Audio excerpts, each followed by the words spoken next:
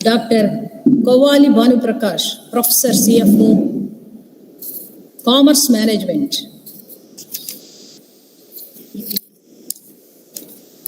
Dr. Bhanuprakash Garu acquired his master's degree 1993 and Master of Philosophy 2003 and doctorate degree in 2013 from the prestigious Acharya Nagarjuna University. He is very proactive and his potential in research was huge. As a person, Sir is very hardworking. After seeing his CV, multi-talented with great commitment, conviction, always wanted to mobilize his energy into the direction of research.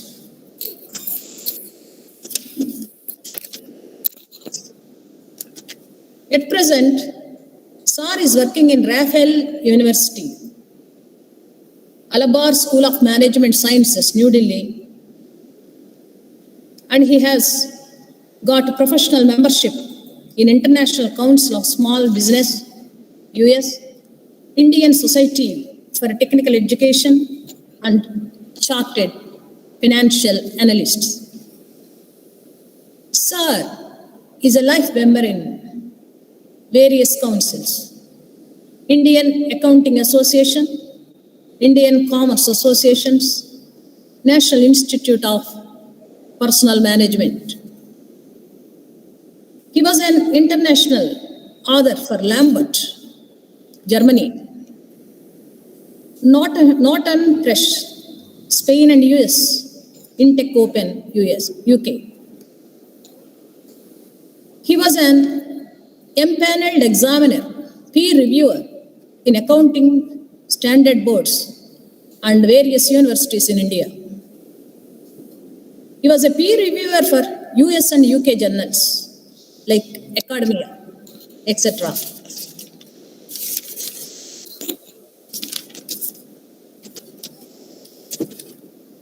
His energy and potential focusing on research projects, major, minor research projects like ICSSR, major research project 2019 and 21 under the Ministry of Education, Government of India. 2 minor research projects were done under his guidance. UGC ICSSR minor research projects. One was in 2004 on marketing skills. One is in financing 2021.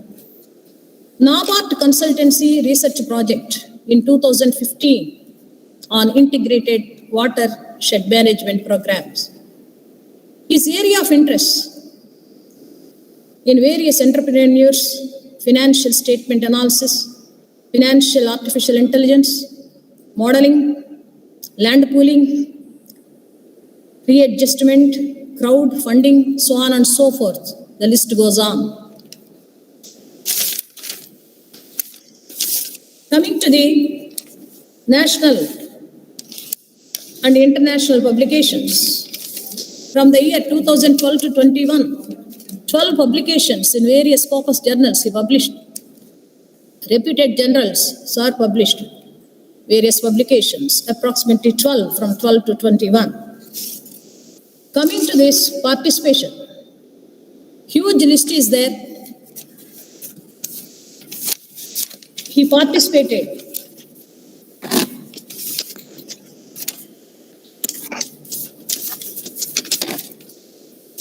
eight international conferences, various papers, national 20, more than 120 papers he published, he participated and presented on accounting and finances. He evaluated 90 doctoral theses, highest number 73 approximately in Acharya Nagarjuna, from the Acharya Nagarjuna University and also from Geetham universities. He published 11 papers, 11 or 12 papers from 2012 to 21. He published books also, and he was a book reviewer and a NAC advisor, NIRF advisor, for AG College, Lakkireddy Balreddy College, Vijayawada. From the beginning onwards, he was a topper, first rank holder in inter and graduation, recipient of Dr. District Collector Scholarship Merit Awards. Such type of huge eminent person is in front of us. Thank you very much, sir. So his expertise stands as a testimony for his dynamism, hard work nature, creativity, immense talent. Today, his prestigious stature shows that his professional qualification as paramount. My words are too small to illustrate, sir. On behalf of the Department of Economics, Stella College, in the 3-day national webinar, I extend my hearty welcome to you, sir, to present. I trust this interactive session will definitely be proved to be fruitful. Thank you. Very good afternoon, Madam. I am very small before you, and you had given me a wonderful opportunity to excel and enrich on towards Aaatma Nirbhar Bharath Abhiyan, realization of $5 trillion economy. I feel that is a great privilege and honor to connect virtually and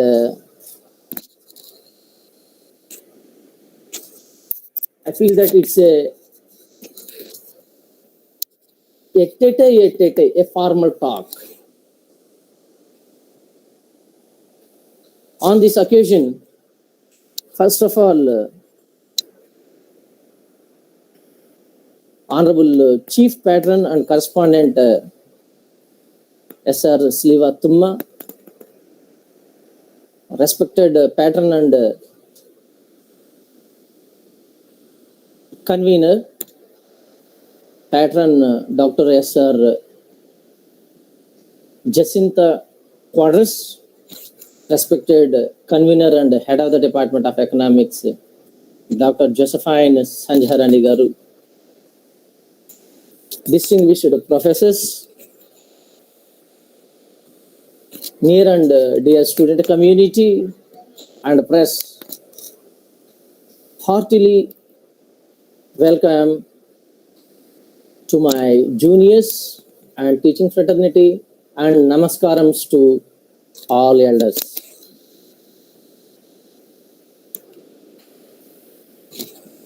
I want to share my screen at first. Madam, please share my screen at first. I'm requesting you.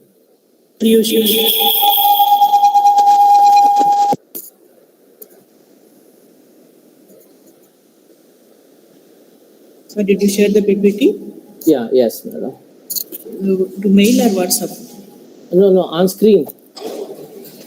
On my screen is there. You share it, sir.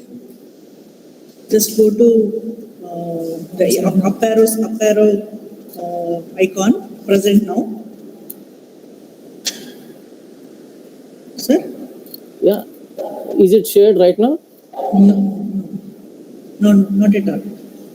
Just go to up arrow one.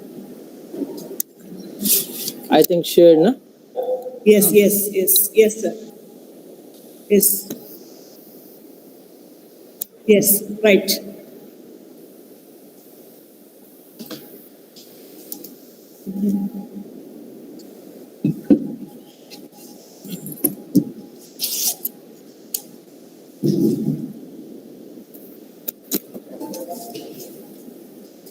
So welcome. So the planet Earth, we had all witnessed a deep humanitarian crisis and a deeper pain and the most critical and uncertain times. So the COVID-19 Beta, Delta, Omicron variants touched our lives and livelihoods and touted in grim and gloomy situation. So in this panic situation, in this scenario, someone will break the chain. So to break the chain, the scientific and virology community has prescribed mRNA, that is Pfizer, Vector Johnson's, and protein subunit Novavax vaccines and vaccination to the human society for the survival and sustenance. So meanwhile, the geopolitical tensions, Russia and Ukraine war, inflation scenario, climate change, energy crisis have been stoked by rising international commodity prices, particularly crude oil prices in India and the world, resulting in undermining the world GDP growth by 0.5 percentage points.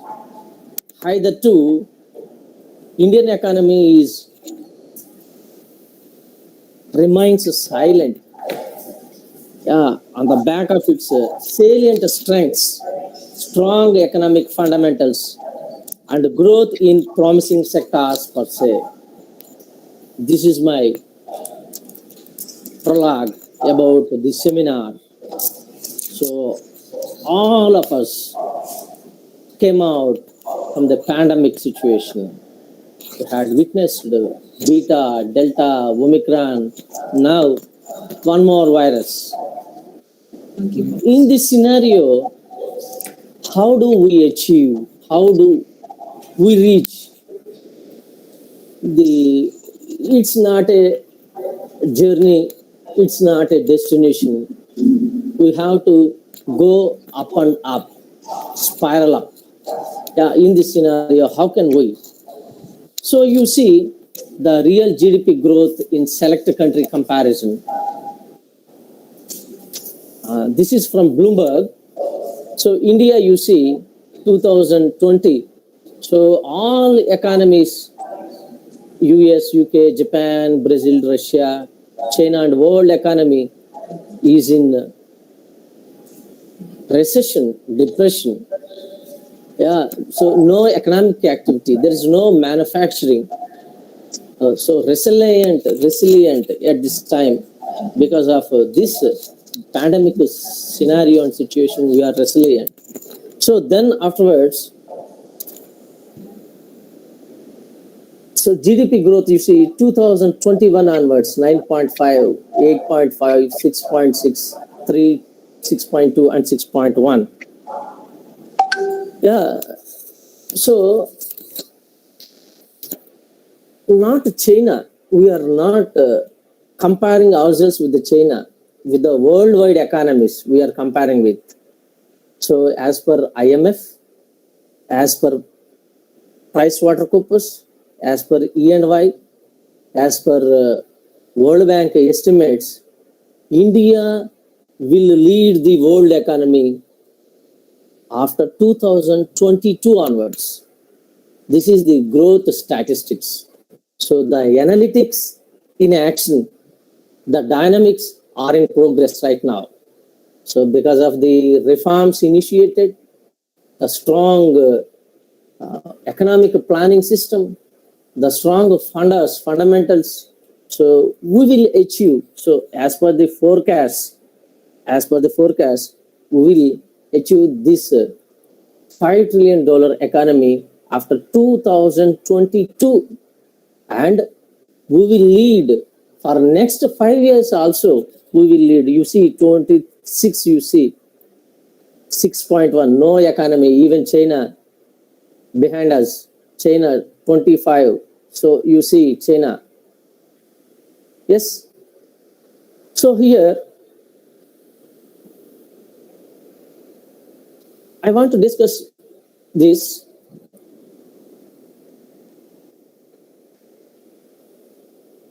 Prior to this, so there is flip and flap side, flip side and flap side. some optimistic side is there, some pessimistic side is there, and so one more point is, so if we maintain the status quo, what will happen? The benchmark. What about the benchmark?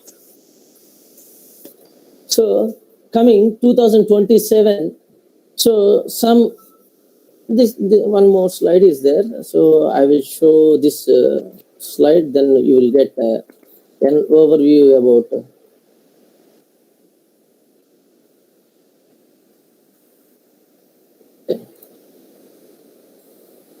this. So you see this 5 trillion side. So there is a benchmark. What is that benchmark? As per I had already discussed, PricewaterhouseCoopers, we will achieve this stage by 2013. Some said we will reach it by 2018. Yes, so there are some statistics. I had taken it from Statista 2022. Yes, so the threshold primarily due to adverse impact of COVID-19 for achieving this landmark for the Indian economy now stands to be postponed by at least 3 years. So 2022 to 2025. This is the IMF and MOSPI estimates. So we will postpone it to next 3 years. Then we will achieve. That is one benchmark study. So second thing is,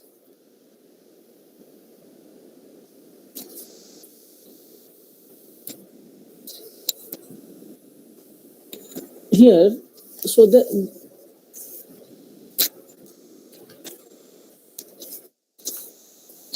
yes, you see, next slide, investments vis-a-vis savings here. Yeah, so the blue curve is blue and brown. So the savings and investments. So 2011, 39.8. Our savings are 39.8 lakh crores. So now plunged to 29.3. 39.8 to 29.3. So what are the reasons behind that?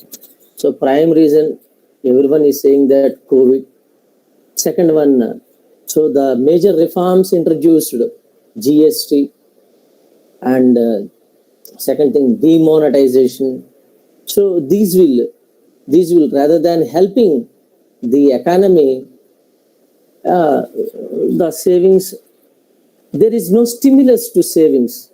Yes. So second thing is, so investments. So here also the same situation continued, 36.9 to 30.3. So here I want to say, how do you accelerated infrastructure investment here?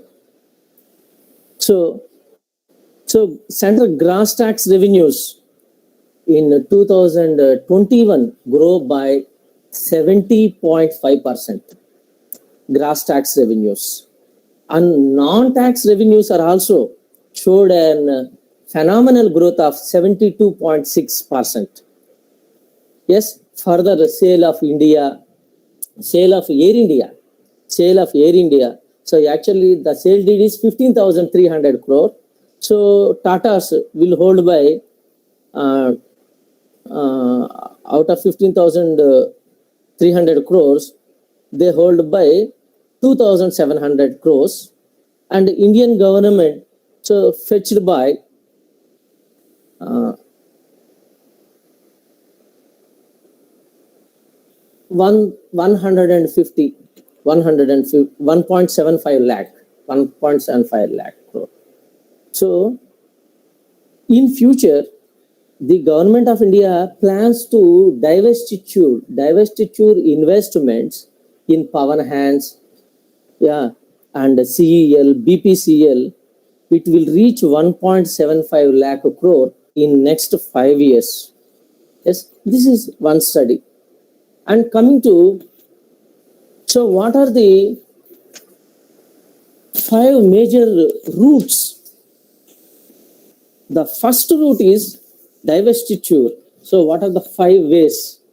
India divestment revenues. What is divestment? So taking back of investment. So partial or full disposal.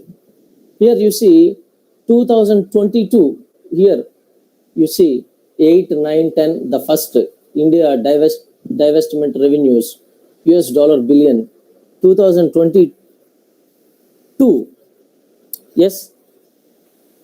So $25 billion. You see $25 billion through divestiture of Air India, Government of India, and a revenue of $25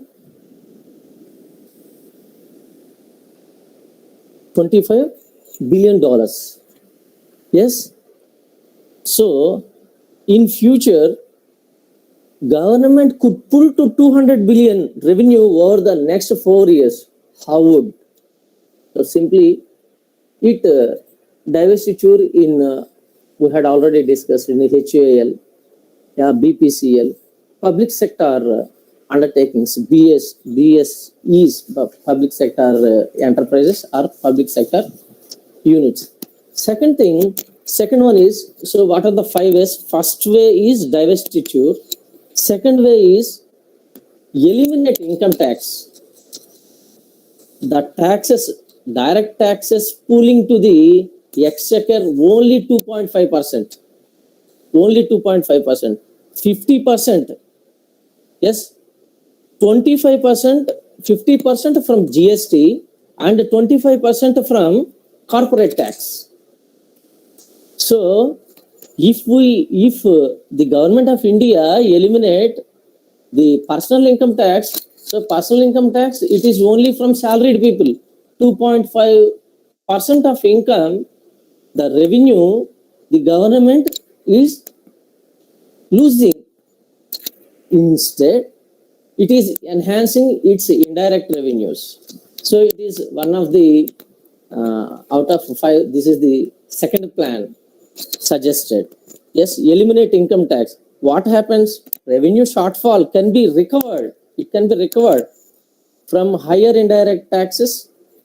Demand gets a boost from increased disposable income. So disposable income will be increased. You see here GST 28%, union excise. Yeah, this slide shows the second slide. Personal taxes collected percentage of GDP in India is very small.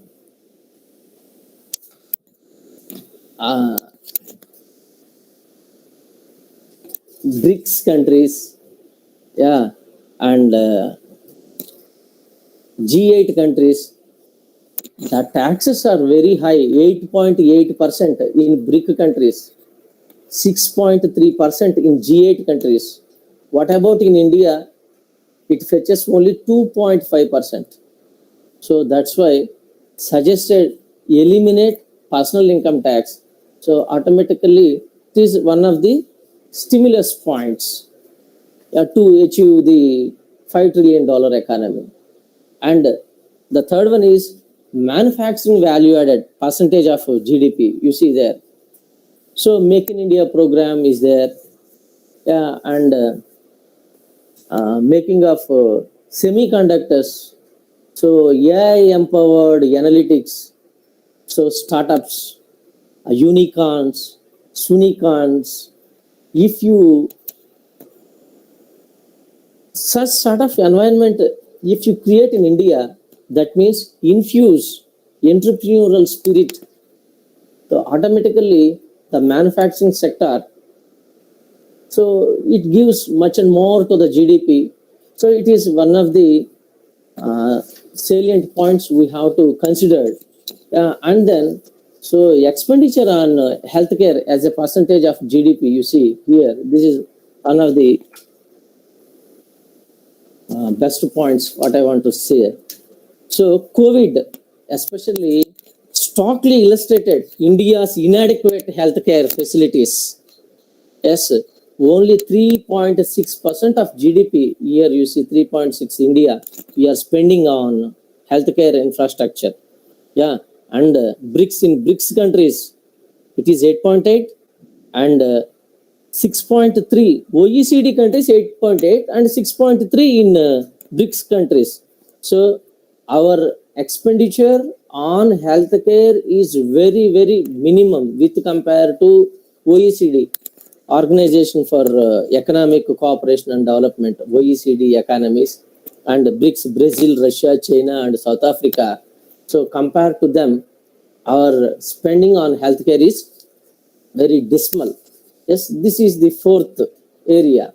And rebooting infrastructure, this is one of the, so NIP, yes, National Infra Pipeline, and so here energy sector. Now everyone is facing with the energy crisis, power crisis. It is looming up. So there is no, so Abdul Kalam ji, already he had initiated PURA, provision of urban and rural amenities in rural areas. Even though nowadays we are talking about the how do the government of particular state is creating some sort of fiber nets, yeah, and the internet. Yes, we are lagging behind in provision of 24 hours electricity. Yes, in such a scenario, so you have to boost the infrastructure. So roads, provision of urban and rural amenities. Yes, and railways. So railways are privatized right now. So automatically, these are all some of the, you see here. One more thing, very interesting point is public-private participation. Priorly, there is PPP model, triple P model. Now we add one more, people, public-private participation, 4P model. Yes, automatically what happened? The infrastructure. So it gives direct benefit, yes, to the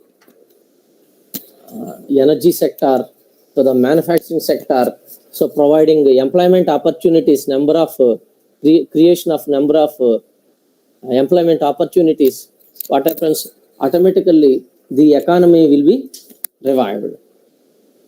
Yeah, and we will reach the point of attraction. Yes, here you see attraction. So coming to finance model, emerging market risk premiums approach key reversal threshold. So here you see 2011 onwards to 2022, the market. So now we are in VUCA world, volatility, uncertainty, complexity, and ambiguity.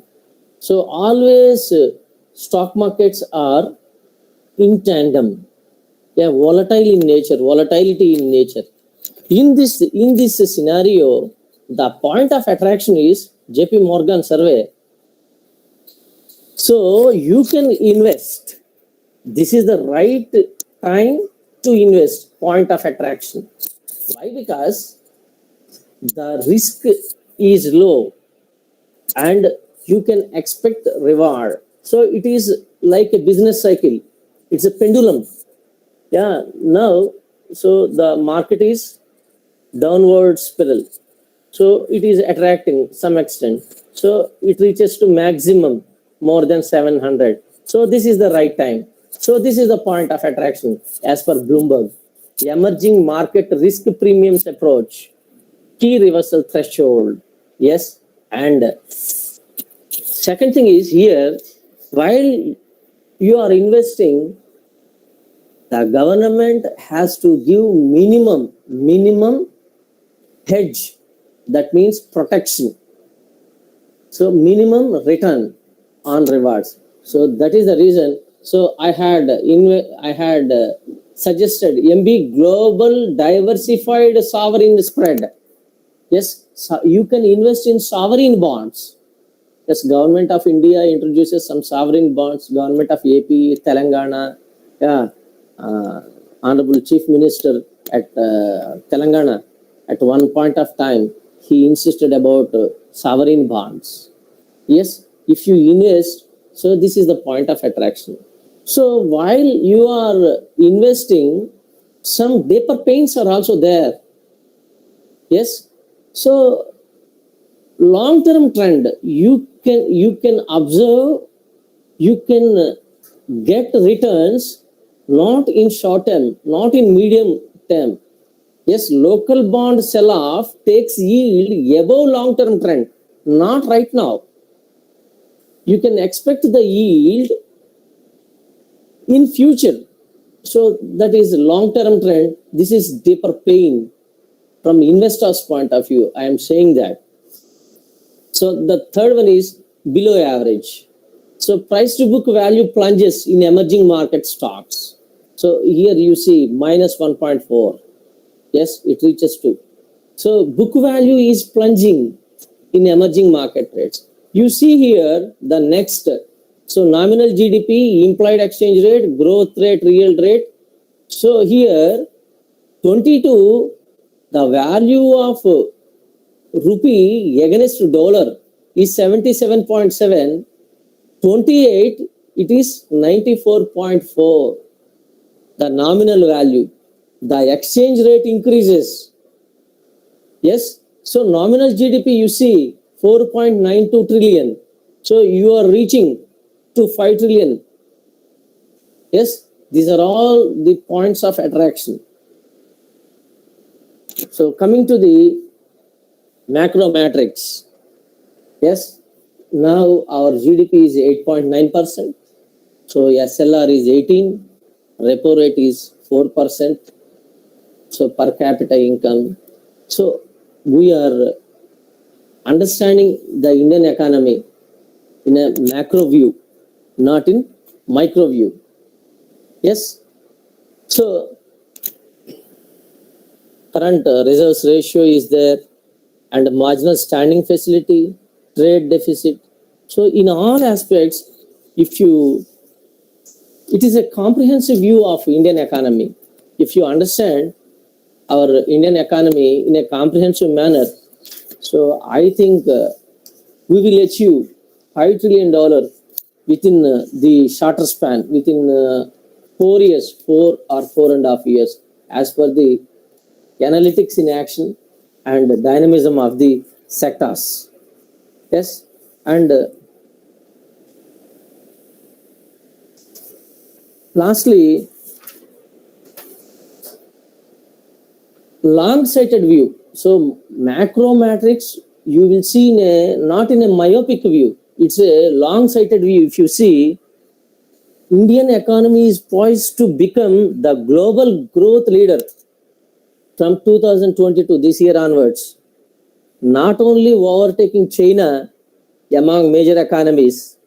So Indian economy is paving steps and strides to achieve $5 trillion economy, and it is projected to retain this place and position for next 5 years. You can undoubtedly say that we will achieve and we will retain and we will lead the global position also. Yeah, and lastly, today morning I had seen there are in the business world they suggested some reforms. Yes, first reform they suggested is refueling of consumption demand. Yes, that is the first reform they suggested. Yes, it's a multiplier effect on production possibilities, private investments, and employment creation. So refueling of consumption. That means consumption activity. So not savings. So you can consume maximum extent. You can introduce. That means here employment to factors of production. That means refueling of consumption is. Second one is policy stance. So monetary policy, and taxation policy, Yes, exim policy. So that should be continued by RBI to strengthen the growth till it becomes more strong and sustainable. After 3 years or 4 years, we will achieve 5 trillion. What afterwards? How to maintain that growth levels, sustainability. That's very, very important. Yes, to maintain that sustainability, so accommodative policy is required based on the geopolitical tensions, based on our strategic concern. So what about your strategy, foreign policy? What about your economic policy? What about the political situations prevailing? So based on that, you have to now and then change the policy stances. Very, very important, this one. Strategic concerns. Yes, keeping in mind the vision, mission, and objectives. Yes, then the third one is speedy of infrastructure. We had already discussed it. It has a multiplier effect. Robust growth of infrastructure is key ingredient fostering Aaatma Nirbhar Bharath. Yes, provision of urban and rural amenities, road infrastructure, telecommunications, 5G, already introduced by IIM Madras, IIT Madras 2 days before.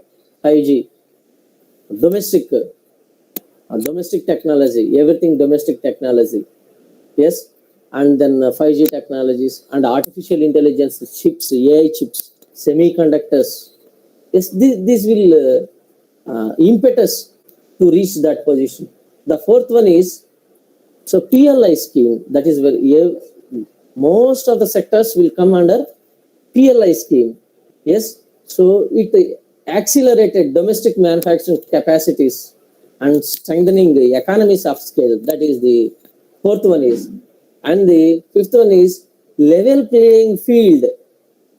So in free trade agreements, that is very, very important. Free trade agreements, you have to play a level playing field. Yes, and the sixth one is should be supported with continued reforms in business, particularly MSMEs and agricultural sector. So financing, MSME financing, a diagnostic study. Yeah, what are the marketing problems faced by MSMEs? So operational problems. So finalytics. Yes, MSMEs. So I'm talking about finance side. Why? Because finance is the life, blood and lifeline of any micro, small, medium enterprises. Prior there is an investment limit. Now added turnover limit also. These are all very, very salient features, reforms introduced. And next one is public investment in agricultural infrastructure, that is agri-techs.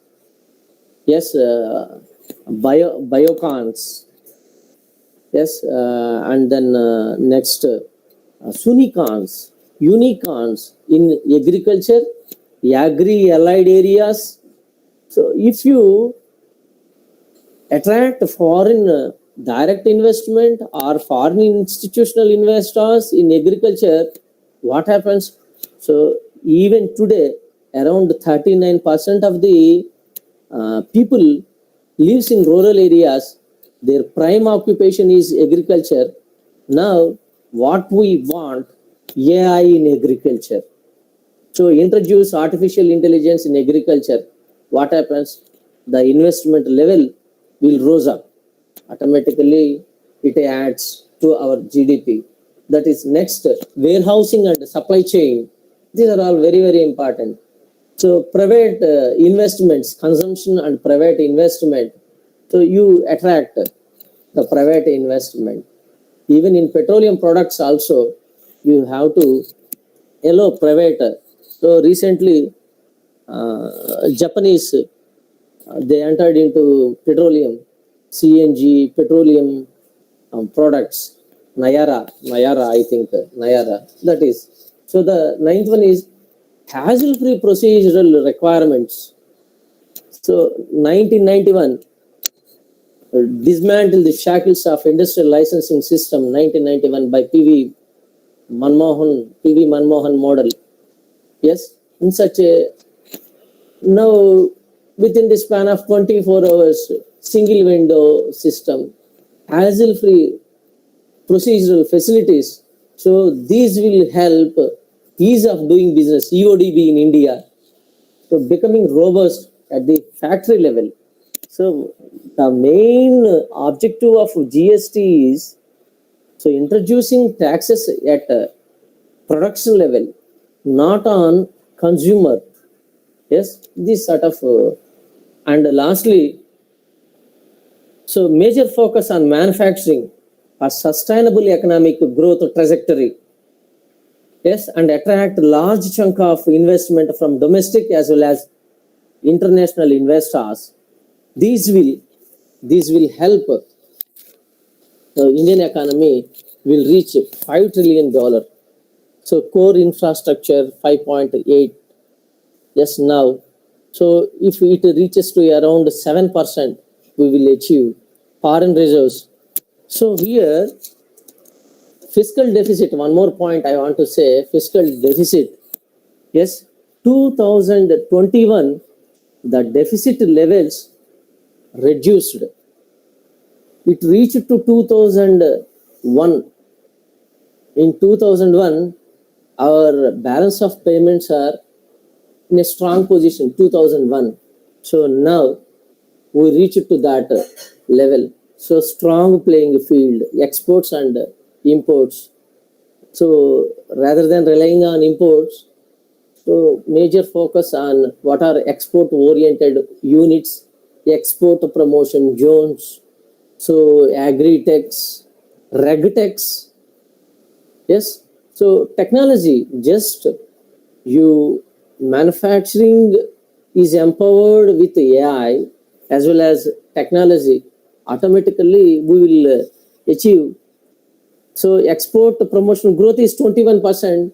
If it reaches to around 30%, automatically 9%, it's not a simple task.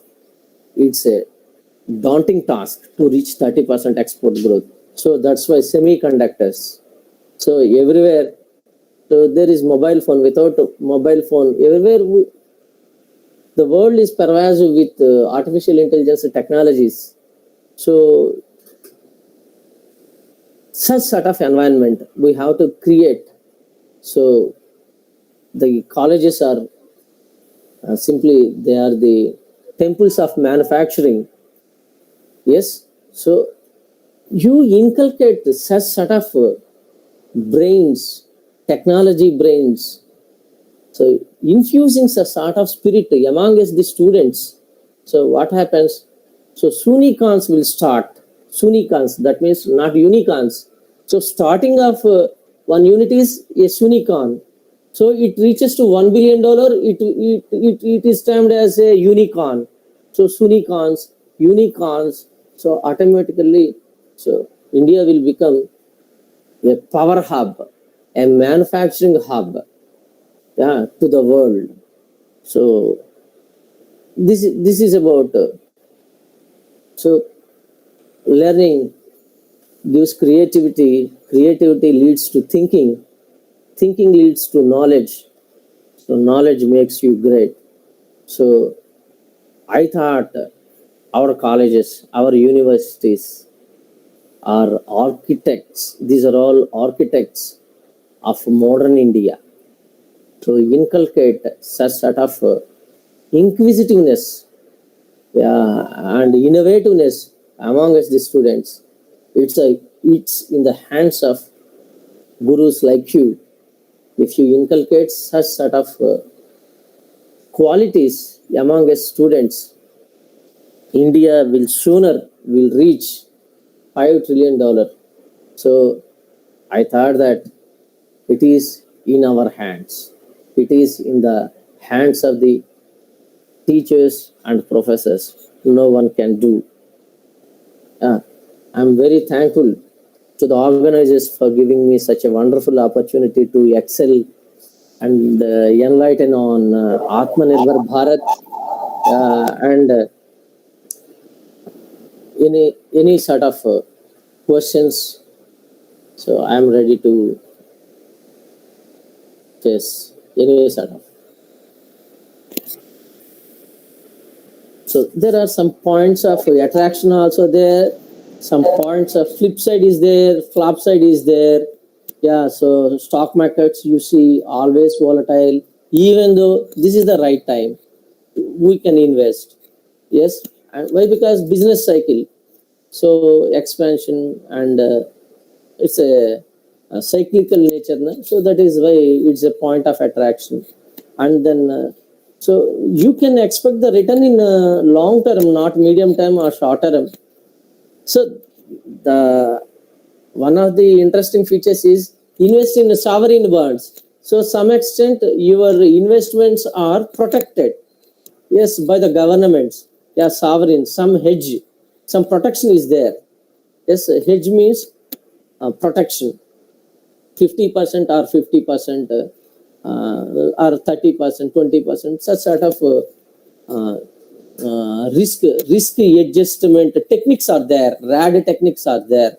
So you calculate beta value.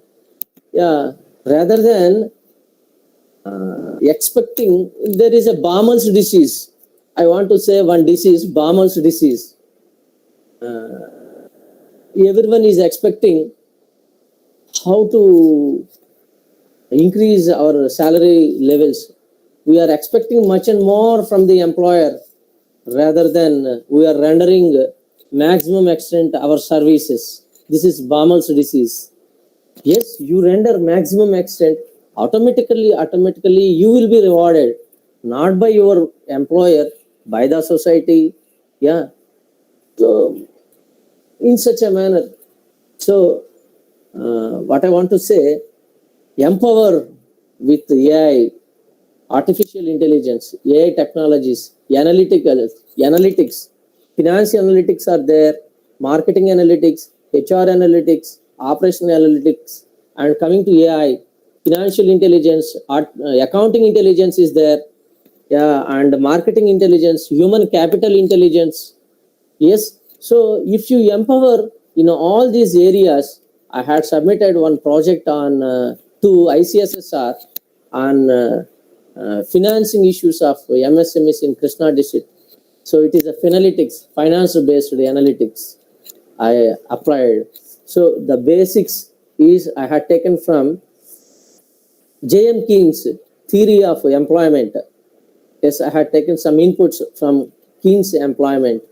Yeah, and welfare from Marshall. Yes, so these are all the basis. Our fundamentals are very strong, Indian fundamentals. Yes, planning, economic planning is there, and policies, industrial policies, 1948, 56, 73, 91, new industrial policy. Now, so Aaatma Nirbhar Bharath Abhiyan 1, Abhiyan 2, so relating to MSMEs. So these are all the fundamental policies we had. So you had already seen even US and other economies are in negative growth. They registered a negative growth in 2000. India was also registered. Thereafter, we maintained some sort of silence and resilient systems. Then afterwards, so year over year, why year over year, so we achieved some sort of progress. And IMF, according to IMF, we will reach $5 trillion economy by 2025. So PwC 2028. So optimistic model this is. So pessimistic model, some inflation is there. Yes, okay, everywhere is there. So devaluation of rupee is there. Deceleration, there is a deceleration of value. Yes, these are all flopside everywhere. So even though, and inflation and crude oil prices, energy crisis, climate change is there. So scorching summer, what is this climate change? Yes, if you attract investments in these areas, climate change, yes, 20 crore minimum NABARD funding is there. Yeah, and foreign institutional investors are ready from Texas University. Research funding projects, 20 crore, minimum 20 crore, $4 lakh, they're ready to invest. So in such areas, you have to delve into those areas and capture. Automatically, there is a rise in exports, and we don't want to rely on imports. So this is about, so my theme, the title is marching towards $5 trillion economy. The steps and the strides, some steps are there. This is what we want, a phenomenal growth, not one day growth or 2 days growth, then afterwards entered into depression. No, always be positive and optimistic, and we will reach by tomorrow or day after tomorrow, thereafter have to we will reach.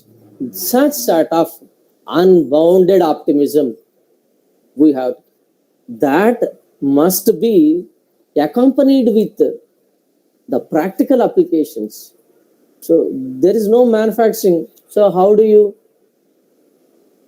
so not equipped with AI, not equipped with artificial intelligence and analytics, how do we?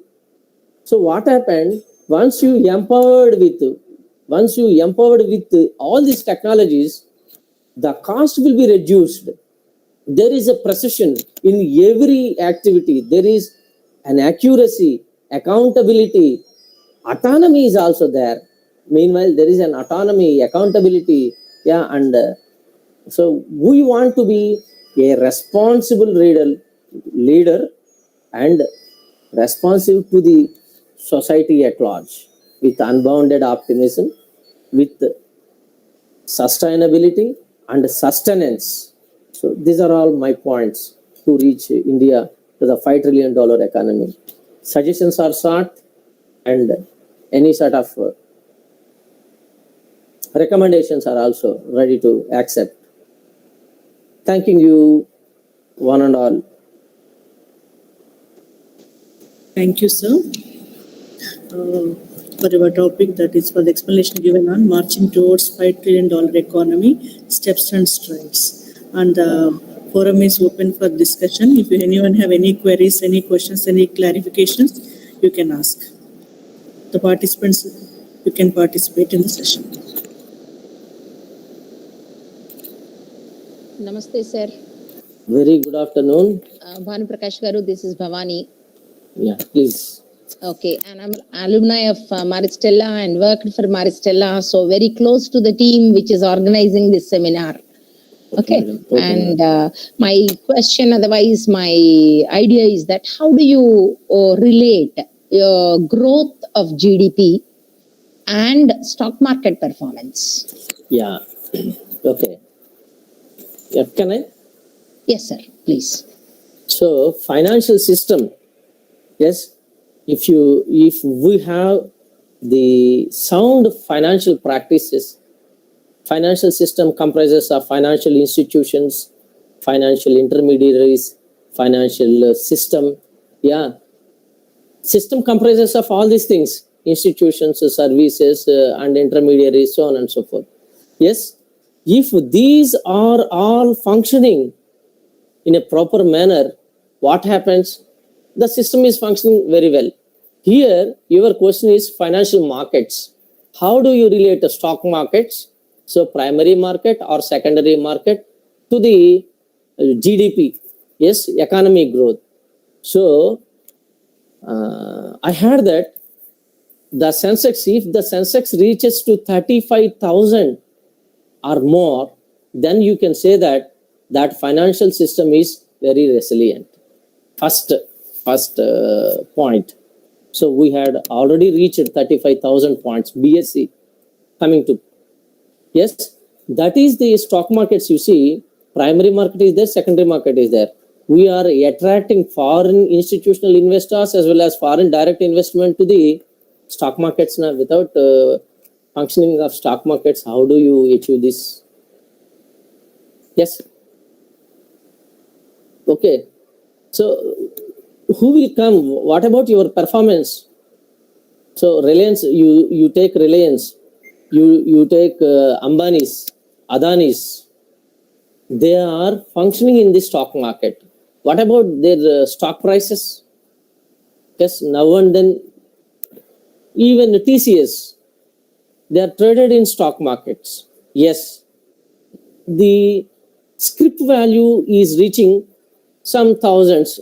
Yes, 15,000 or 15,000 to 20,000 marching towards. What does this mean? They are performing very well. Their financial strengths are good. Financial situation is satisfactory. Then foreign institutional investor is ready to invest in the stock market. Taking that script, automatically what happens? The turnover increases. So it adds to the economy. So otherwise no one will come to invest in India. They feel that India is the safest haven to invest. Yes, here so peaceful environment is there, na? Political, economic, social, yes, technological, legal, yes, peaceful factors are there. Yes, our strengths are SWOT analysis is there. So as a financial advisor, we have to advise the foreigners on these foreign institutional investors or direct investment. So these are all the areas we are open. So you will come, and Prime Minister Modi ji went to Japan for attracting investment. Yes, he visited USA. So Davos meeting is there now. So our Chief Minister, Honorable Chief Minister Jagan Garu, and Telangana Chief Minister Chandrasekhar Garu is also there. So we had good financial system. So financial markets are functioning very well in that system. So you will come and invest. Then, so, am I correct or not? Bhavani Garu? Yeah, Yes, sir. please. Yeah. Because I had doubts in terms of, I don't completely agree with you, because a very small proportion of the population is, engaged in stock market, otherwise in investment and all that, one. And on the other side, when economies were not doing well, when economy is not doing well, Indian economy, okay, whereas stock market was doing well. Yes, So how yes. can we Very say- interesting point. Very interesting point. Yeah. Here you So see, because of that, because of virtual, so it's working on a bolt system, na? Yes, virtual system. Yeah. this is a doubt I have for a very long time, because for many years I worked for management institutes too. In the very beginning, Okay. I asked such a question to my finance professor. That means my colleague who is you see this is my answer. In COVID times, especially Amazon, Alibaba, Flipkart, yes, they performed very well, and their stocks are rising. Pharma, yes, and pharma, exclusively pharma, hotel industry, and supply chain, and even agriculture. Those who are in agriculture, Bayer, yes, some agri products, they performed very well, even in COVID times also. Otherwise, we haven't food items, na? Food items. So that is the reason the stock market indices are soaring up. They performed well. They worked very well. That is the reason that the companies they had recorded higher growths. That is the reason investors are ready to invest in. Automatically, their shares rose up. It is not a window dressing. It is not a window dressing in finance. So it is actual. I had even in COVID times also attended so many webcasts and webinars. Yes, in those webinars also we had discussed this point. Yes, employment opportunities are provided 39%. Total out of total employment opportunities, 39% of employment opportunities are provided by the software giants. Even at COVID times, they worked very well. Software professionals, even at I am also one of the software professionals from TCS. So even in COVID times also, I worked with Zoom or with the software, TCS software. So these are all the reasons. Yes. Anyone? Thank you, sir. Without stock markets, there is no economy. We are not in agrarian economy. Yes. Now we are in circular economy. Circular economy. That means on one side agrarian, agriculture, industry, service oriented. So this is a circular economy. We are in circular economy. Gig economy, exclusively workers based. The emotional intelligences, the HR leaders prior, so they will simply taking care about recruitment, selection, performance, training and development. Right now, no. What about the instincts? What about the emotions? Yeah, what about the safety? What about the security? Yes, everything will count as the unsung emotions are also considered. That is HR related. So economist point of view, we are talking about what about the revenue generated, what about the return on that particular human capital asset, how much it generates. Yes, if I employ one person, so how can I employ in projects, in teaching, in research, in what areas I can. So return is very, very important. Yes, we are in tech arena, fintechs, regtechs. Yes, and the startup arena. So if you adapt, otherwise there is no survival. Adapt and adapt. Otherwise, your survival is in peril. Survival and sustenance will depend on adapt and adapt. So 24 hours market. This is commodity markets. Nikkei, Hang Seng, FTSE, 24 hours. You can invest 24 hours through online trading systems without proper functioning of financial markets. So not contributing much and more to the financial system. So there is no finances. Finance is the lifeblood of any business. There is no finance, automatically the system is collapsed. What happened in Colombo? What happened in Sri Lanka? The financial system was collapsed. Relied much and more on imports rather than exports. Free shops. So nothing, according to our economists, nothing is available in this universe at zero cost, zero price. How do you expect? Without, there is no risk, there is no return, there is no reward. Yes, so the proper functioning of financial system is an imminent need, dire need. Yes, then anyone, please.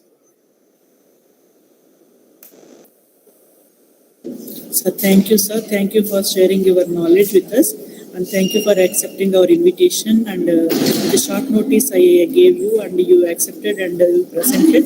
We explained as about the marching towards $5 trillion economy steps and steps. Thank you very much, sir. Thanks a lot. Once again, I am thankful to all professors, teaching fraternity, and the management of Mary Stella College for giving me this wonderful opportunity. Namaskaram to one and all. Namaskaram, sir. Thank you. Now we'll move on to the next session. I request Ms. Grace Lydia, Head Department of Computer Science, to introduce our next resource person. Over to you, Grace Lydia. A very good afternoon to one and all.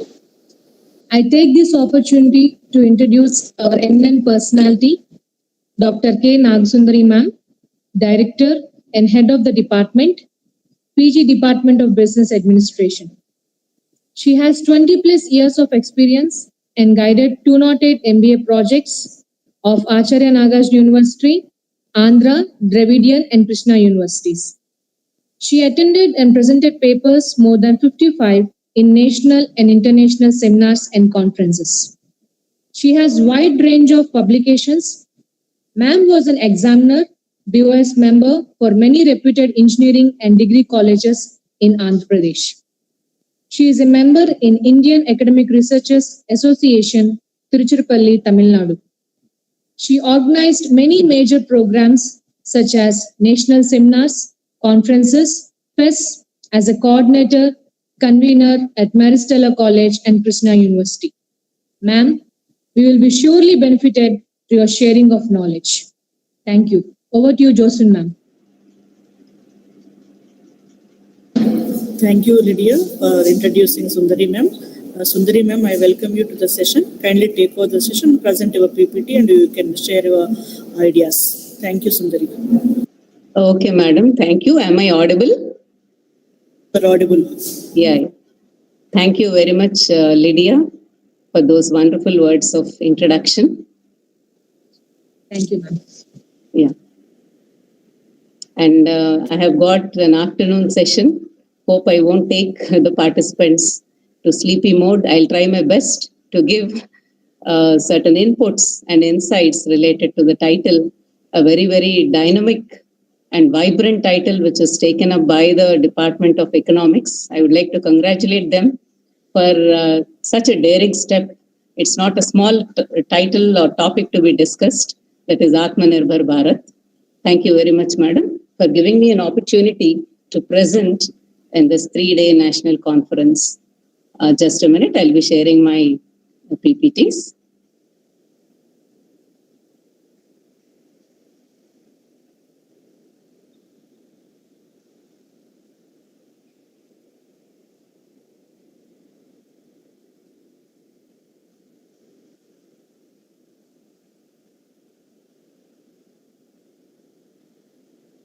Just a minute.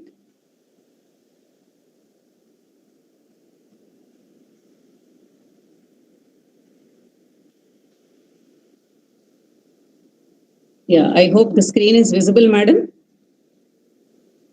Sundari garu, yes, yes. Yeah. Yeah, and am I audible to everyone? Yes, ma'am. Yes, carry on. Okay, yeah. So today I'll be discussing about creating or throw some light on creating an Aaatma Nirbhar ecosystem. And once again, I'm very happy that you have chosen such a very vibrant topic, madam, and given me an opportunity to present my thoughts on Aaatma Nirbhar ecosystem. So when we talk about Aaatma Nirbhar, the very word itself brings goosebumps to all of us. That is making ourselves, our country, a self-reliant India. So we are dreaming big, of course. We need to achieve that. So our mission, our vision of turning India into a 5 trillion economy by 24-25 is, I hope, this would be a dream come true. And definitely India would be, the world would be looking at India in the coming 5 to 6 years. So the vision of India is to turn India into a 5 trillion economy by 24-25. And this cannot be achieved until and unless the development takes place in all the sectors.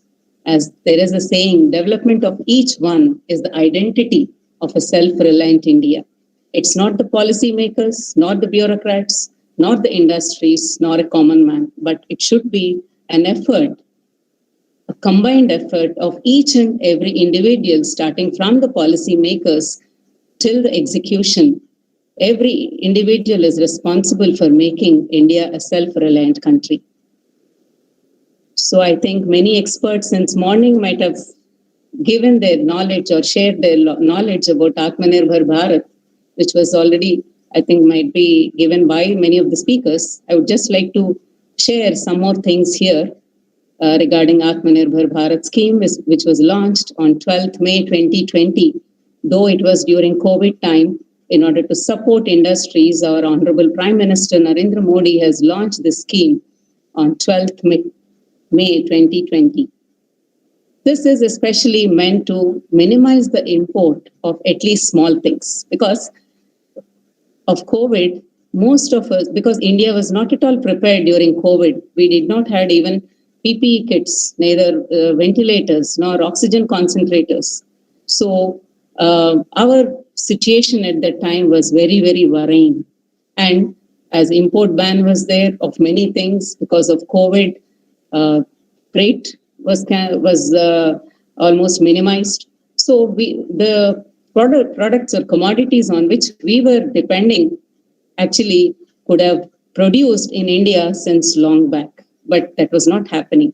So this Aaatma Nirbhar scheme was launched in order to minimize the import of at least small things so that we can become self-reliant, and self-development through the talent and knowledge to be utilized. That is, the skills, talent, and knowledge of the local people have to be utilized. And the slogan of Aaatma Nirbhar Bharath is vocal for local, because many of us know that the brands which are now almost, we can say, they are international brands, are once they are almost local brands. Like you take, for example, like our Royal Enfield, Van Heusen, Alan Solly, Old Monk, Peter England, Flying Machine, Lakme. When we just hear these brands, most of us might feel that these are all foreign brands, but they are not foreign brands. They are all Indian brands. So any brand might be local in the beginning, but it would definitely become a global brand. So that is what the slogan of Aaatma Nirbhar Bharath says, vocal for local. So all the brands which are once local might definitely become the global brands. And of course, this is what the Make in India campaign also means, that we need to make India self-reliant through making the products in India, generating employability, which leads to which enhances the GDP of a country. So many of the products which were once considered to be imported because of the Aaatma Nirbhar scheme, most of the companies have come forward to manufacture certain goods in India itself. So it is necessary that we need to create, that is, the policymakers need to create an ecosystem that will allow Indian companies to be globally competitive. In order to make India a self-reliant country, Amitabh Kant says that, okay, creating an ecosystem is very well need to be planned in such a way so that India becomes a self-reliant country. And there are actually 13 key sectors are identified. The key manufacturing champions are identified. They are auto components, automobile, aviation, chemicals, electronic systems, food processing, medical devices, metals and mining, telecom, textiles, white goods, etc. All these are identified. These sectors were identified to be the manufacturing champions, which would definitely create almost 60 lakh jobs in the coming 3 to 4 years. And there is a grant for all these under Aaatma Nirbhar Bharath scheme.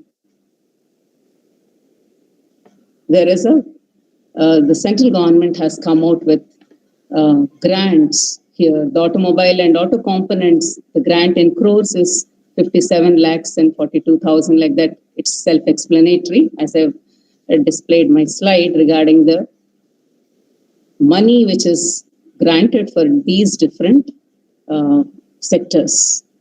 And the job creation of these sectors, as per the budget which was proposed by Nirmala Sitharaman in 21-22, 1.97 lakh crores was budgeted, which would definitely create 60 lakh new jobs and an additional production of 30 lakh crore during the next 5 years. And along with that, the performance-linked incentive schemes for the sectors that are extensively import-dependent.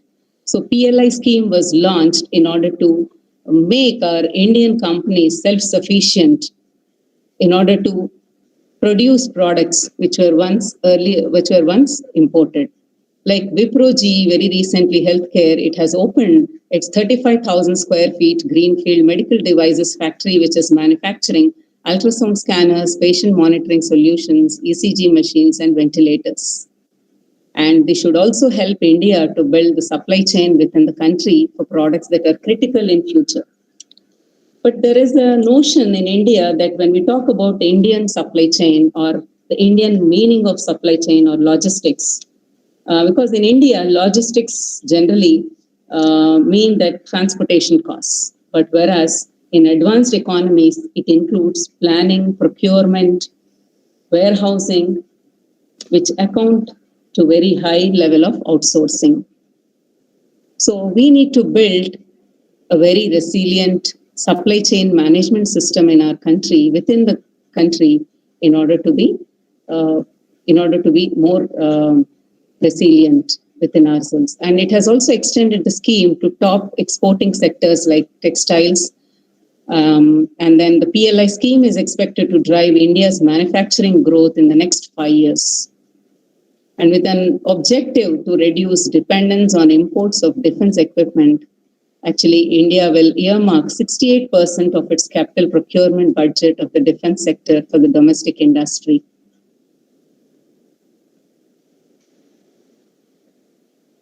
Yeah, coming to the approach of Aaatma Nirbhar Bharath, the first approach I could say is indigenization, because the Ministry of Defense, they wanted to achieve self-reliance in defense sector by almost replacing imported products. 101, there was a ban on imports of 101 defense items, and especially HAL Tejas. Though it started with indigenization, when India has banned imports on 101 different defense items. Okay, in spite of that, also we started producing those different items which are needed in defense sector. But when HAL has produced, Hindustan Aeronautics Limited has produced Tejas, they were not able to completely make it an indigenized light fighter plane, because a lot of investment of time and money was needed. And the problems of the first approach here is indigenization of defense products doesn't happen just in a 5-year election cycle. In order to realize the dream of indigenization, it at least requires 2 to 3 cycles to see the results. When we talk about indigenization, it doesn't mean that we are closing our economy, but we are trying to boost up our economy and take our economy to the global level. So it at least requires 2 to 3 election cycles to really achieve the fruits or taste the fruits of indigenization. And coming to the technical advancements in any sector requires at least a decade of research and development, and which requires huge investments in setting up manufacturing facilities to realize the dream of indigenization. And the second approach of Aaatma Nirbhar Bharath, actually it was long back in 1980s itself, when India has opted to have a joint venture with MUL, Maruti Udyog Limited, and Suzuki of Japan in 1982. It produced its millionth vehicle at low cost and high quality product for Indian consumers. and Maruti has assembled the vehicle and left the issue of indigenization to its vendors, who regulated it strictly on issues of quality and cost control. And the recent success of indigenization is of the Aaatma Nirbhar Bharath is that the Samsung and OnePlus have decided to manufacture most of their televisions in India. And Samsung, almost 85 to 90% of the televisions they make and sell in India. So this way, at least in electronics sector, we could say that we are closer to the success of the scheme of Aaatma Nirbhar Bharath in one sector. So the success of Aaatma Nirbhar Abhiyan will depend on the approach opted by the Indian government. Either we would like to go for exclusively indigenization or have a joint venture with the foreign companies.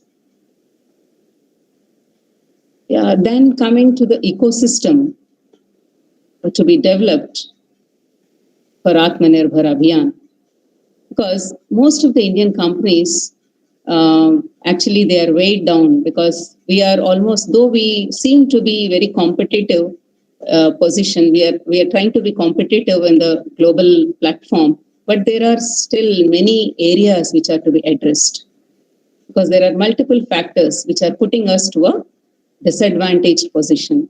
The first one is manufacturing costs. As we all know very well that the manufacturing costs, especially in India, though they are not high compared to developed nations, but compared to other emerging economies, India's manufacturing costs are high, especially related to the power sector. Coming to the power sector, 11 cents a unit in India, 8 cents in Vietnam, and 9 cents in China. So obviously, our Indian electricity is costliest. This is one of the major manufacturing costs which is affecting. And at the same time, the labor cost in real terms, though it is low, but if we have to factor productivity, we fall below China, Brazil, and South Korea. And coming to the global competitive index in June 2021, India is ranked at 43, because the resources which India is able to generate for its people. So from that perspective, India stands at 43rd rank, whereas other countries like US, Netherlands, Singapore, and Sweden stand at 10, 4, 5, and 2. And Indian companies have to train a lot their workforce in order to make them more skillful. That is another cost which is adding to the labor cost. And the second costs are logistics. So almost India's logistics cost is at least 3 times compared to the developed countries. And the third, we could say, is the compliance costs, because Indian companies suffer from higher regulatory and other compliance costs. So though government has been working on this through digitalization, but still there are these compliance costs which India is not able to regulate. Maybe regulation of compliance costs would definitely bring down the cost of production. And the fourth important aspect here is investment in research and development. So the total investment and innovation has been on the decline over the years, because most of the R&D spending is happening in defense and space sectors. Whereas coming to the private sector, it is auto and pharmaceutical industries. And of course, we have to catch up, because already the developed nations are already far ahead in terms of R&D in space, defense, and pharma industries. And India need to invest a lot in cutting edge technologies, which is actually missing right now. And the other one is high rates of interest. When compared to companies in US and Japan, they relatively borrow at a very less price than compared to Indian companies. So obviously, Indian products can compete on the global platform only if the interest costs drop. And the other one is the trade policies. Countries like Bangladesh, Vietnam are signing trade deals to become more competitive and attract investments, whereas India's record when it comes to such deals is still really in a pathetic stage. Of course, there are no easy solutions to any problem. Like as we have discussed, reducing power costs, skilling and reskilling needs focus again, and labor reforms have to be brought about in the country in order to improve the productivity to realize the dream of Aaatma Nirbhar Bharath. The government should encourage and incentivize outsourcing and reduce logistics costs. When coming to the turnaround time in Indian ports, as we all know, the development of Indian ports, because in China it takes less than a day, whereas in India it almost takes to 2.62 days. And the other one is reduce interest costs. So without tackling these issues, India cannot become competitive in the global stage. So to accelerate Aaatma Nirbhar Bharath Abhiyan, the government must revisit and reduce the duties, taxes on capital goods to encourage small enterprises and invest more and also produce more. The key takeaway from today's session, I feel that if the government is serious in implementing this economic policy, economic philosophy, it should clearly list out the areas which need improvement to make India a manufacturing competitive, Indian manufacturing a competitive on the global stage. It should also go a step further and announce the quantum of improvement and the timeline to achieve it. So the PLI scheme, that is the performance-linked incentive scheme, is implemented by Nirmala Sitharaman, Finance Minister. It takes almost good time in order to realize this, because there is the project management agency which is established under every ministry, and the project management agency will in turn recommend to an empowered committee to give subsidy to the identified firms. And the subsidy is given at the rate of 4 to 6%, which will be given each year on the incremental sales. And 1920 is taken as the base year. And from the base year, so any organization, any company which is able to make, good sales, and the subsidy of 4 to 6% will be given on the incremental sales to the company. And I could say that the applications are still open on the website. If any industrialist would like to apply for performance-linked incentive schemes, May 31st is the last date to apply for the PLI scheme and get benefited and contribute towards Aaatma Nirbhar. So I would like to say that finally, as Swami Vivekananda says, arise, awake, and stop not till the goal is reached. The goal of $5 trillion economy is reached. So an ecosystem has to be created which would help our country boost up the morale of people, industries, and skill and reskill the workers, reduce the logistics costs, reduce the power costs, and of course, increase the supply chain management within the country. And obviously, by 24-25, we would be reaching this $5 trillion economy. Yeah, so this is my very short presentation about the Aaatma Nirbhar ecosystem. Anything else? Any questions from others?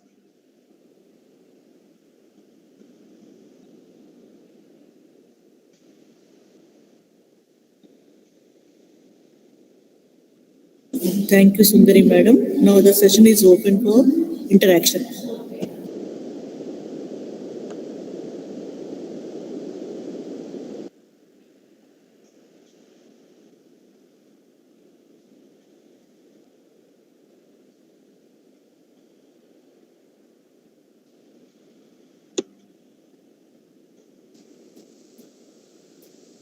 Hello, Sundari Garu.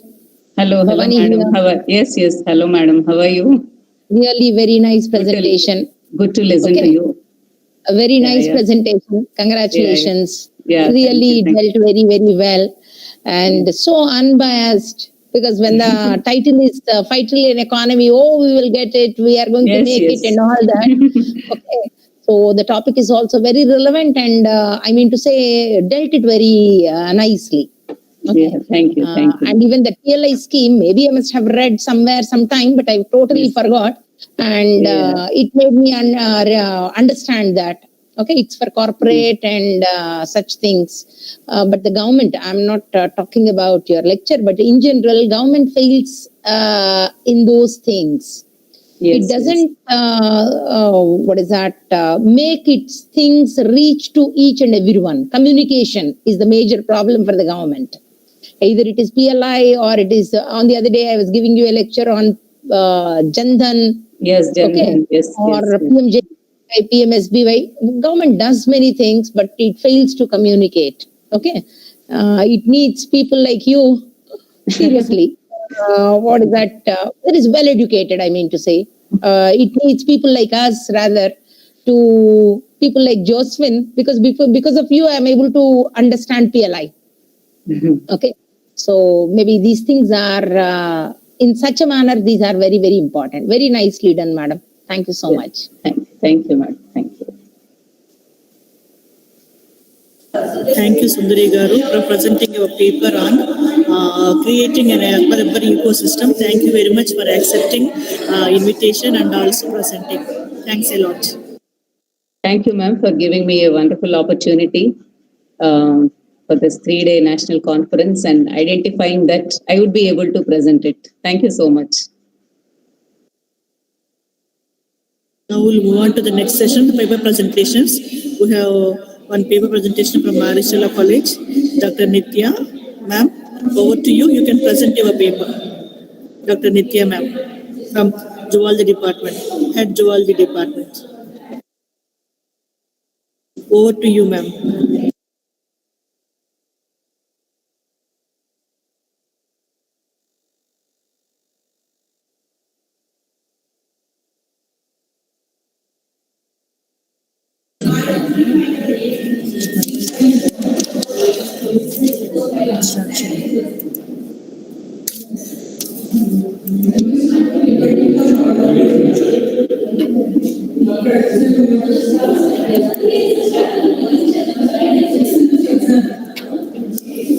Good afternoon, everyone.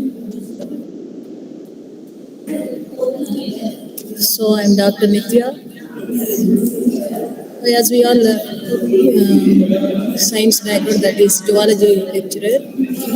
So I have observed the COVID pandemic. What is its impact during the time of lockdown because of the coronavirus on the livestock? That is actually animal husbandry side. I would like to think that is actually poultry production and its employment. So first of all, as we all know, the COVID pandemic is associated with lockdown for long period. So it has major hit on poultry. This is one of the agricultural commodity and perishable enterprise which gives throughout the year it is an income generative enterprise. So as an agricultural produce, nutritious food, definitely we depend on the poultry because poultry meat, chicken and egg, these are the poultry products coming from the poultry enterprise, poultry farming, so that we can able to fulfill the desired protein which is necessary for our body.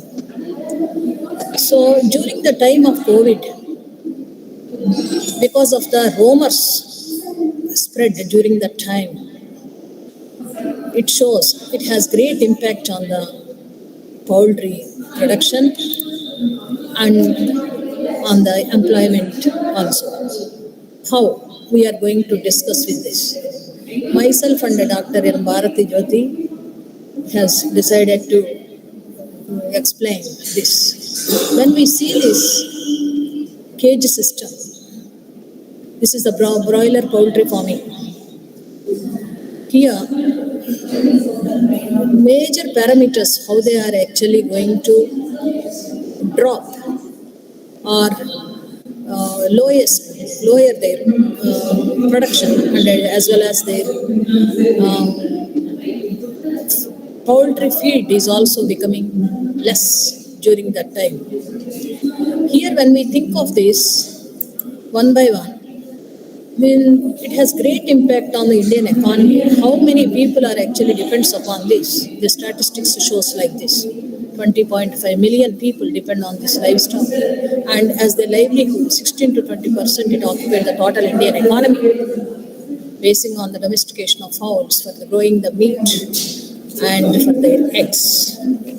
Coming to this, India at present, as we all know, that is the fourth largest poultry produce in the total volume. So here, during the 2019, 3.8 million people, 3.8 million tons of poultry meat was consumed. The total income we got, that is 85,000 crores. So, coming to this eggs into consideration, 109 billions of eggs, 45,000 crores of income on gross we got. That means it is a fast growing enterprise. Increased consumers are actually increased. It has great demand, increase in demand is there. 10 to 12% every year per capita increase, 10 to 12% increase we can able to see in the poultry production. Such a type of poultry industry was hit by this lockdown because of lack of transport, movement of people, and only limited times only the moment we can see shops opened only limited short time. So these are all having great impact on this production as well as on the employment for the people. So here, when we think of this broiler management and all, what are the economics during if you want to successful rise of the poultry farming? Economically, what are the things we have to discuss in our mind is site selection. It depends upon the per capita. How much investment we are going to do, the statement we must prepare, the expenditure recurring statements. Based on that, we have to expand the poultry unit. So broilers, they must get ready for the market within 3 months. So such kind of fast growing enterprise was actually shows sluggish, it becomes sluggish. And the finances which are going to get, the income which we are going to get completely dropped. So here when we think about this lockdown, during the time of this lockdown, the spread of corona. So the spread of corona is extremely only it is existing in the poultry birds and it is coming to the people through poultry, like the rumors. Social media, the messages are coming from the social media.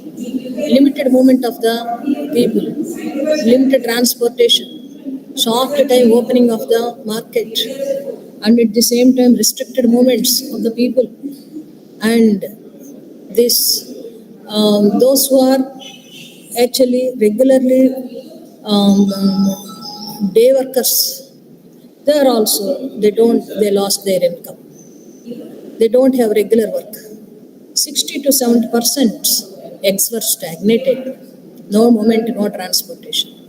So now such type of poultry industry is having great impact during the time of lockdown. Based on this, I have prepared this. I want to produce what are the technical things we have to discuss during the time of lockdown.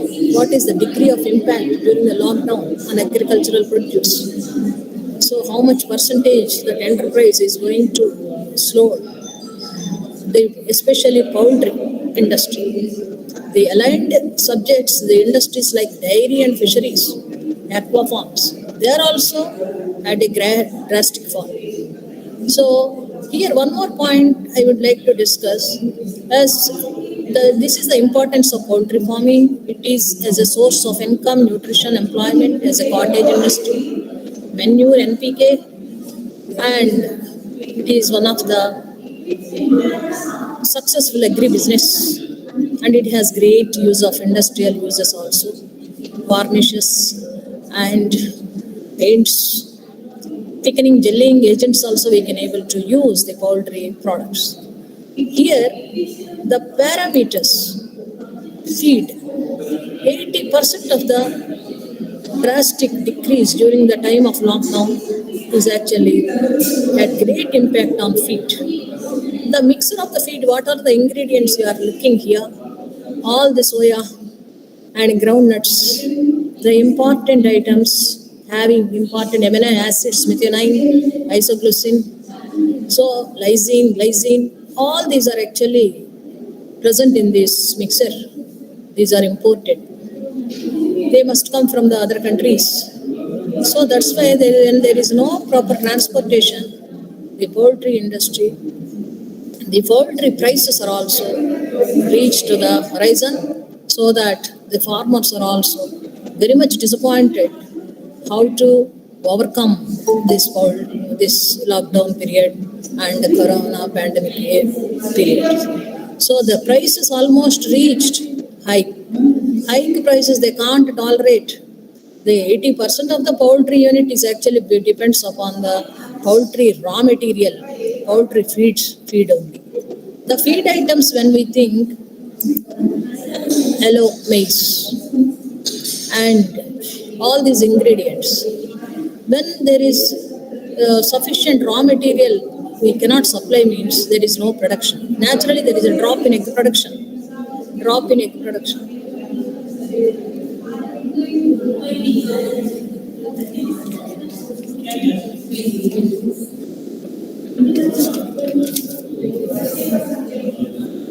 So my idea is to review the COVID pandemic, to depict the importance of this pandemic and the lockdown on the livestock and the poultry sector. Poultry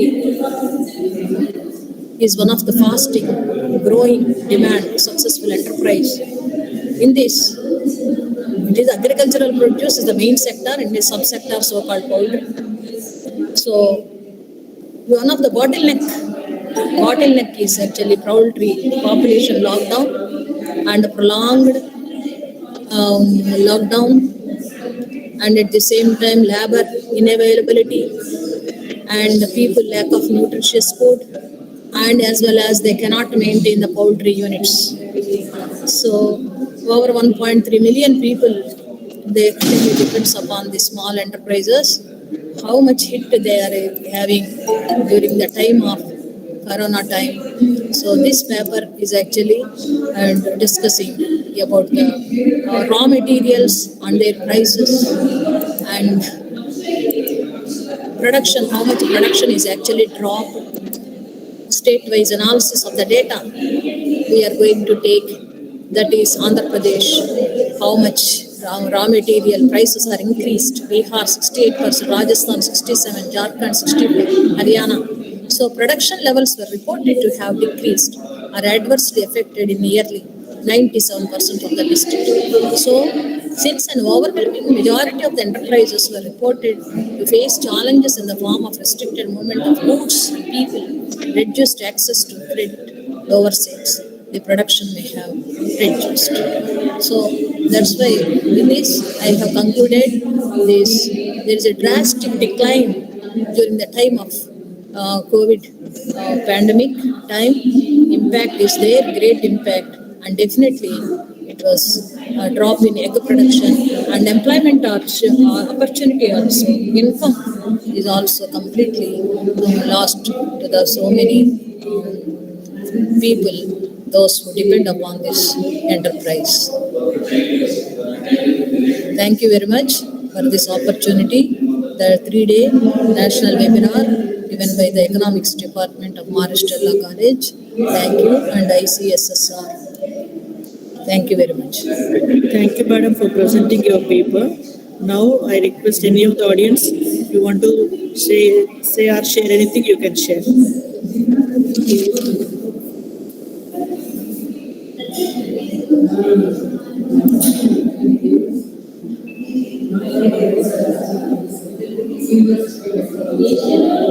If audience have nothing to say, just I will remind that today we have 4 sessions.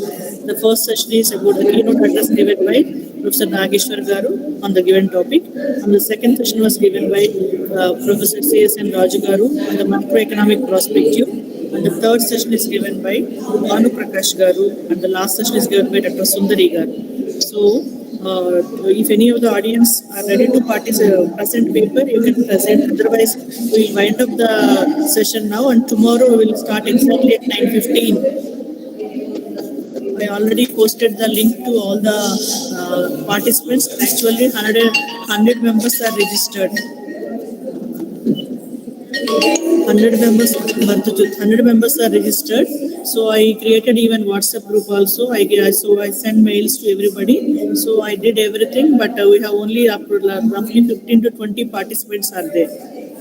So I request all of you to join tomorrow sharply at 9:15 so that we can finish our program by 4:15. Dr. Bhartajyoti, you would like to present now? Are you ready, Dr. Bhartajyoti? Dr. Bhartajyoti? Dr. Bhartajyoti? Yes. Yes, ma'am. Yes, ma'am. Bhartajyoti, you would like to present paper? Yeah. Can you present that PPT, ma'am? I will talk. Dr. Bhartajyoti, you would like to present paper? Yes, ma'am. I will present, but you have to display that PPT. PPT possible. Or tomorrow I can. Yes. Bhartajyoti, shall I share the PPT? Yeah, share, ma'am. Share. Yeah, sure. Now I'm muting myself and I'm sharing. Okay.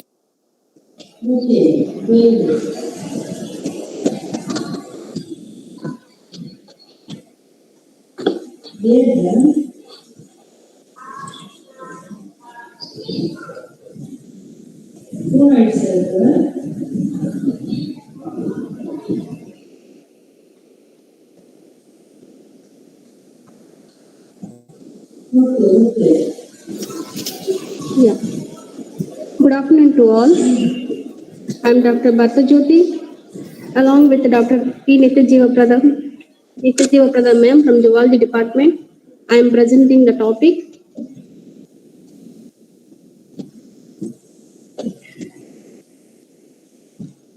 Maintaining diversity of integrated rice and fish production confers adaptability of food systems to global change. Rice fish farming provides additional food and income by diversifying farm activities and increasing yields of both the rice and fish crops. Evidence showed that although rice yields are similar, the integrated rice fish system uses 68% less pesticide than rice monoculture. Rice and fish are preferred foods critical for healthy and nutritious diets and provide the foundation of local and national incomes across Asia. Although transformation or revolutions in agriculture and aquaculture over the past half century have primarily relied upon intensified monoculture to increase. You are presenting.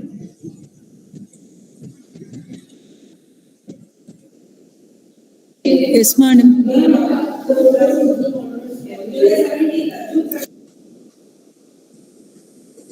Can you see my PPT, ma'am?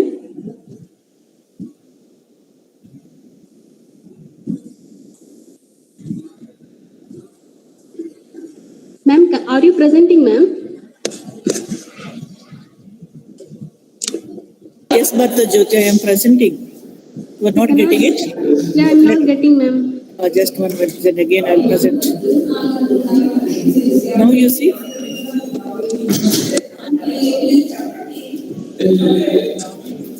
Not getting? Not coming, ma'am.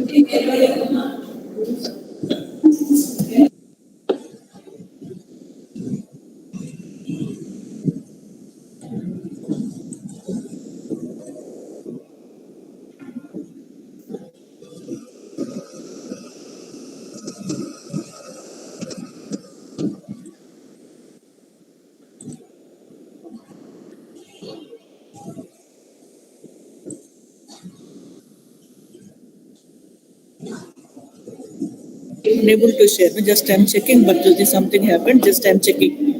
Okay, ma'am. Share now. Okay.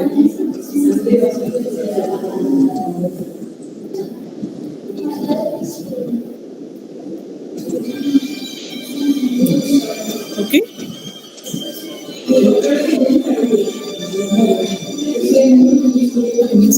Rice and fish are preferred foods critical for healthy and nutritious diets and provide the foundations of local and national economies across Asia.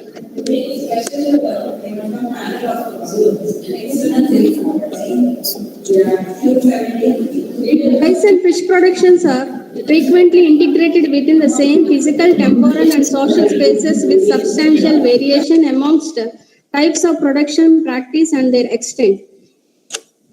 We demonstrate how a diverse suite of integrated production practices contribute to sustainable nutrition, sensitive food systems policy, research, and practice. We can see that fish culture along with the rice paddy fields. Now I am introducing the world's food systems are simultaneously overreaching planetary boundaries and failing to meet nutritional needs.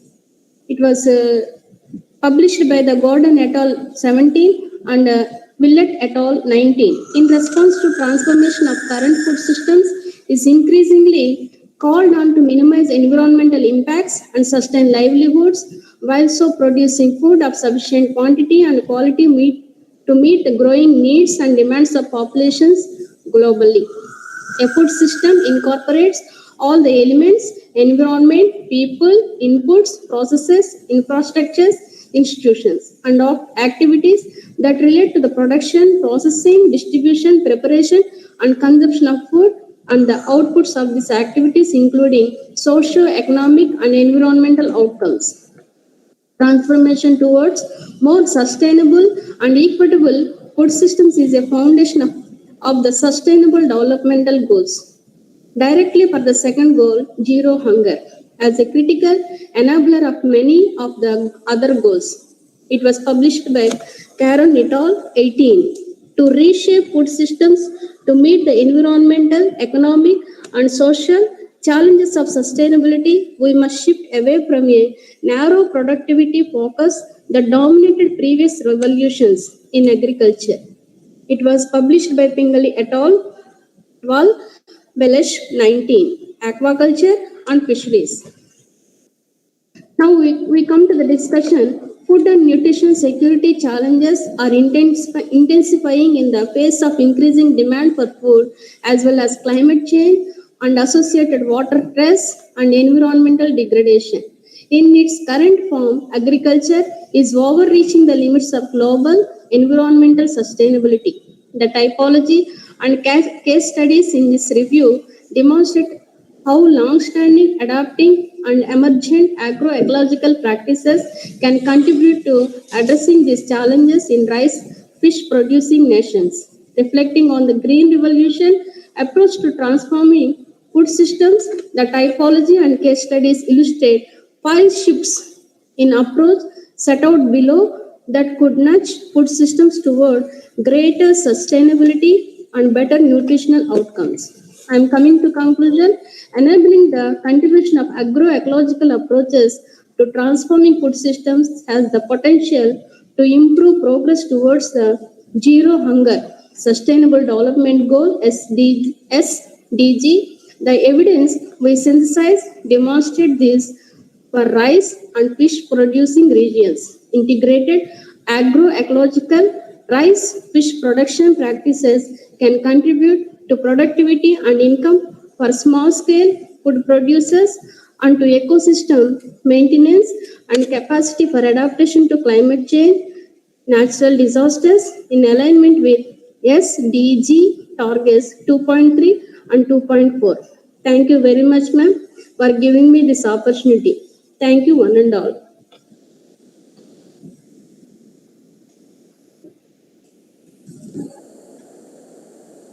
Martha Jyoti for presenting your paper. As we have two science side papers now, one is on poultry, the other one is fish culture and everything. And tomorrow we will start at 9:15. For the time being, we will say goodbye now, and we will meet tomorrow 9:15. We have 4 sessions are there, and 4 paper presentations are there. Morning 4 papers, and afternoon 2. Totally 6 paper presentations, and 4 resource persons, 4 members resource persons are there. Kindly all of you join at 9:15 tomorrow. Thank you and good evening all.